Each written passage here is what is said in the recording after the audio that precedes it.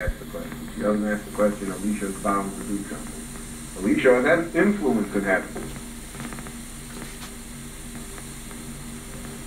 The prophet, his Rebbe said, I give you the keys. You have the keys, right? Tzaddik goes there, HaKadosh Baruch Hu Makayim. You can help. So you can only help so many times. You can only help in so many circumstances, but you can help. It's the power of a tzaddik. So the power of a tzaddik is not only to help, it's to know whom he can help and when he can help. There was a Jew that I knew in Detroit, very fine, very, very fine Jew, who served as a soldier in the Polish army in the 1920s. So I once asked him in a moment of levity what in the world he was doing in the Polish army, because he was about, 4'3", and he really didn't know one end of a rifle from the other. He was an unlikely soldier, let's put it that way. So he said, I'll tell you, he said how I went to the Polish army.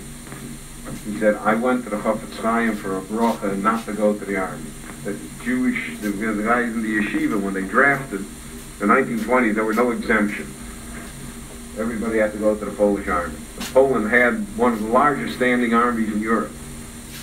And Poland had a very successful army. It won a war against Russia, and it won a war against Lithuania. Consecutive wars, which built up the Polish ego to the point where they felt that they would be able to win a war against Germany.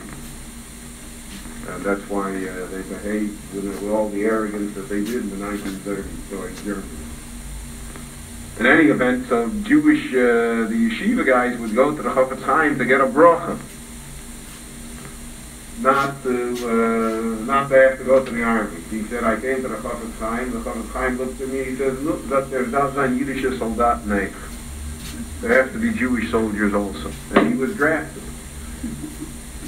And he was a nurse, a male nurse in the Polish army for 2 years.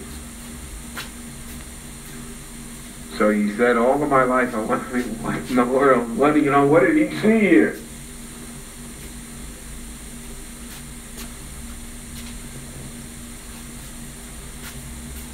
And then he said,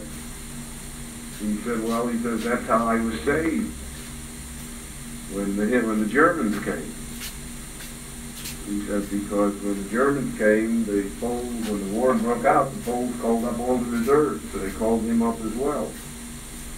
So he had to go rejoin his old unit, and he was a male nurse, and his unit was captured by the Russians on the Russian front, and they sent the 50,000 Poles to Siberia.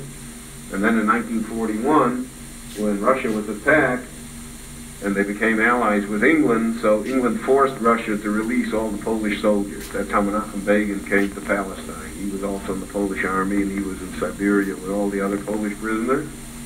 And England took the Polish prisoners from Siberia to England to allow them to become part of the Polish Legion, which fought under General Andres. England thought they were going to rebuild Poland after the war. Russia would let them. But in any event, they took all the Polish soldiers, so he got out. When he came to the Western world, he got lost from the Polish army somehow. He disassociated himself, and he ended up eventually. So he said that's how he lived, because everybody else in his village was destroyed when the Nazis came.